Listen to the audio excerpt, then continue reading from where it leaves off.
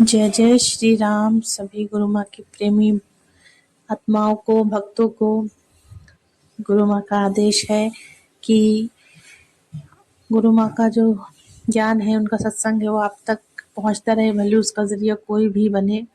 ये सब गुरु माँ के ही शब्द हैं। किसी कारणवश गुरु माँ बहुत व्यस्त हैं और व्यस्तता के कारण ही हम सबके बीच वो लाइव नहीं आ पा रही हूँ, अपनी वीडियोस नहीं डाल पा रहे हैं। तो उनका ही ये आदेश है कि हम जरिया बनकर उनके शब्द को, उनके ज्ञान को आप तक पहुँचाएं। और वो भी यही चाहती हैं कि आप किसी भी परिस्थिति में नाम जप साधना को ना रोकें, ना छोड़ें।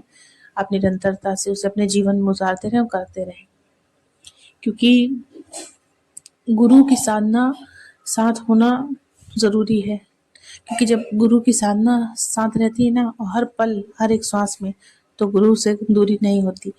गुरु बहुत करीब होते हैं, इतने करीब जितने हम खुद के हैं। संत कबीर दास जी का यह दोहा बहुत गहरा रहस्य खोल देता है। हम सबने इसे सुना ही होगा। जब मैं था तब हरि नहीं, अब हरि है मैं नाही। इस दोहे में संत हमें सीधी सी बात समझा देते हैं कि ईश्वर की अनुपस्थिति का कारण बाहर नहीं है, हमारा अपना मैं है। जब तक मनुष्य अपने अहंकार में जीता है, अपने ज्ञान में, अपनी समझ में, अपने कर्तापन में, तब तक भगवान प्रकट नहीं होते। क्योंकि जहाँ मैं बैठा है, वहाँ हरि के लिए स्थान नहीं बचता। शास्त्रों में कहा गया है कि अहंकार ही सबसे बड़ा आवरण है, सबसे बड़ी रुकावट है, सबसे बड़ी दीवार। ये वही पर्दा है जो जीव और ईश्वर के बीच खड़ा हो जाता है।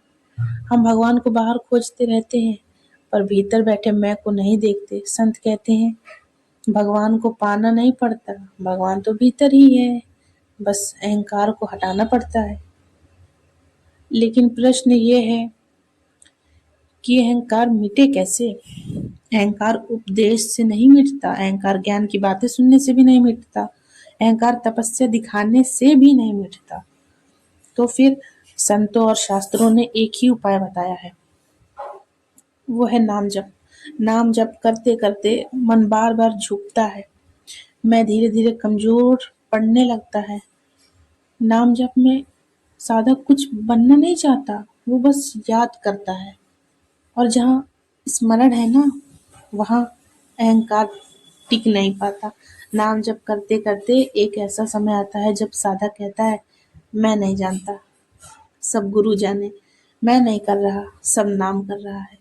यही अवस्था कबीर साहब की अवस्था है। अब हरि है मैं नहीं। जब मैं हटता है तो हरि अपने आप प्रकट हो जाते हैं। कोई आवाज नहीं होती, कोई चमत्कार नहीं दिखता, बस भीतर गहरी शांति उतर आती है। शास्त्र कहते हैं ईश्वर का प्रकट होना कोई दृश्य नहीं, एक अवस्था है। अहंकार मिटते ही डर मिट जाता है, चिंता ढीली पड़ जाती है और भीतर अडिंग भरोसा जन्म लेता है। इसीलिए संत बार बार कहते हैं नाम जपो, नाम जपते रहो, नाम को ही जीवन बना लो, नाम को ही श्वास बना लो। और श्वासों में ही तो नाम छुपा हुआ है। जिस दिन नाम भीतर जम गया, उस दिन मैं अपने आप गल जाएगा और उसी दिन भगवान को ढूंढना समाप्त हो जाएगा। क्योंकि जहाँ मैं नहीं वहीं हरि है, और जहाँ हरि है वहीं सच्चा जीवन है, वहीं पे प्रभु है, वहीं पे भगवान, वहीं पे गुरु है। उम्मीद करते हैं गुरु माँ का ज्ञान आप तक पहुँचा हो और आप सब अपने अहम को, अपने अहंकार को मिटाओगे, वो भी नाम रूपी साबुन से।